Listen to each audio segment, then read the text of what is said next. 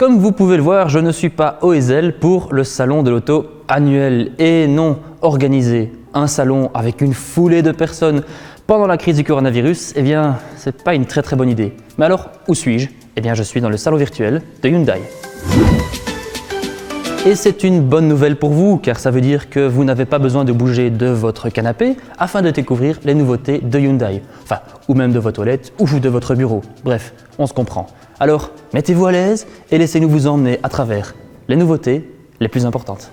Commençons par le Tucson, le SUV populaire de Hyundai en est maintenant à sa 4e génération. Et on peut difficilement le rater car les Coréens lui ont donné un design frappant. Enfin, Hyundai appelle ça le design Sensuous Sportiveness.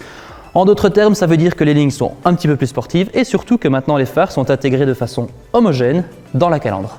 À l'intérieur, le nouveau Tucson est à la page avec des compteurs numériques, un grand écran du système d'infodivertissement de 10,25 pouces et les commandes de climatisation intégrées juste en dessous. Il faut le dire, le résultat est là. Des infos supplémentaires sur le moteur? Eh bien, il y a l'embarras du choix. Il y a des essences, des diesels, des essences et des diesels avec hybridation légère, un hybride classique et même un hybride rechargeable.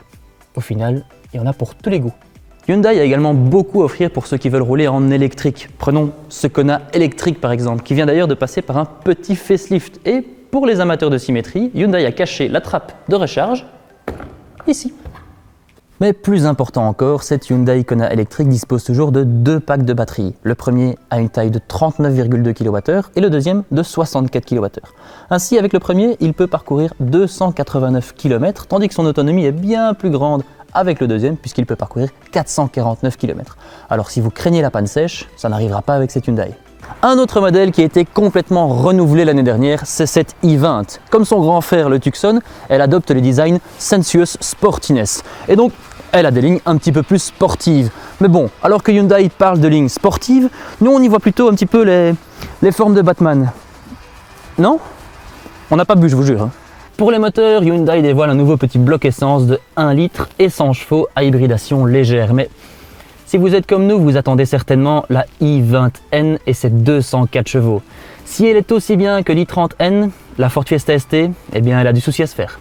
Si vous préférez le confort ou si votre bulle familiale dépasse les 3 enfants, vous attendez certainement l'arrivée du nouveau Santa Fe, qui est encore une fois disponible en version 7 places.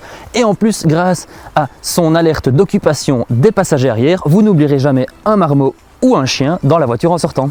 Sous le capot, on retrouve un 2 litres de diesel de 202 chevaux et aussi toute une série de motorisations hybrides. En fait, le Santa Fe reprend les motorisations hybrides de son petit frère, le Tucson. On retrouve donc un hybride classique de 230 chevaux et un hybride rechargeable de 265 chevaux.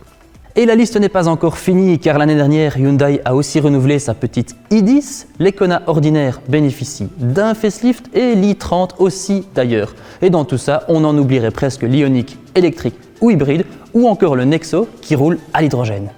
Vous pouvez découvrir toutes ces nouveautés durant toute la durée du salon de l'auto dans la salle virtuelle de Hyundai ou alors chez votre concessionnaire Hyundai. Et tout cela sans risque d'attraper le corona. Prenez soin de vous.